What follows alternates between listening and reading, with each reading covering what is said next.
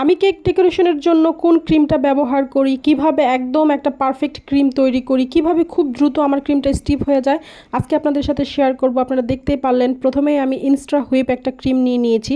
আমি এই ক্রিমটাই বেশি ব্যবহার করি, মাঝে মাঝে ট্রপিক্যালও ব্যবহার করি। আমার কাছে এই দুটো ক্রিম খুব ভালো লাগে, খুব তাড়াতাড়ি স্টিফ হয়ে যায়। মাঝে মাঝে এভার হুইপ, ভিভো এই দুইটাও ব্যবহার করি। এই দুটো ক্রিম তো বলার অবকাশই রাখে না, খুবই ভালো। 1 পাউন্ড কেকের জন্য এখানে আমি 1 কাপ পরিমাণ ক্রিম নিয়ে নিয়েছি। 1 পাউন্ড কেকের জন্য কিন্তু এটাই একদম পারফেক্ট একটা ক্রিম। মাঝে মাঝে কেকের উপর একটু কাজ বেশি হলে একটু কম বেশি হতে পারে। তুমি দেখেছেন আমি কিন্তু ক্রিমগুলোকে একদম লিকুইড করে নিয়েছি, তারপর এটাকে বিট করে নিয়েছি। যেহেতু এখানে আমি একটু বেশি পরিমাণের ক্রিম বিট করেছি, সেজন্য আমি যখন ক্রিমটা কিছুটা বিট হয়ে গেছে বা পারফেক্ট একটা কনসিস্টেন্সিতে চলে আসছে, তারপর আমি স্প্যাচুলা দিয়ে কিন্তু এটা উল্টিয়ে নিচ্ছি, মানে নিচেরটা উপরের দিকে দিয়ে নিচ্ছি ক্রিমটা, কারণ নিচে একটু লিকুইড থাকে, স্টিফ হয় নাই। যেহেতু অনেকগুলো ক্রিম, সেহেতু আমি আবার স্প্যাচুলা দিয়ে নেড়ে আবার কিছুক্ষণ বিট করে নিব, তাহলে আমার নিচের ক্রিমটাও একদম পারফেক্টলি স্টিফ হয়ে যাবে।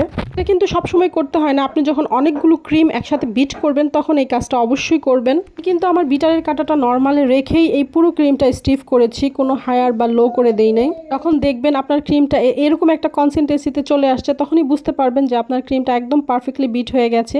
বেশি কিন্তু ওভার বিট করা যাবে না, তাহলে কিন্তু ক্রিমটা নষ্ট হয়ে যাবে। দেখেন আমি স্প্যাচুলাতে উঠিয়ে ঝাঁকাচ্ছি, আমার কিন্তু স্প্যাচুলা থেকে ক্রিমটা পড়ে যাচ্ছে না, তার মানে একদম পারফেক্ট হয়েছে।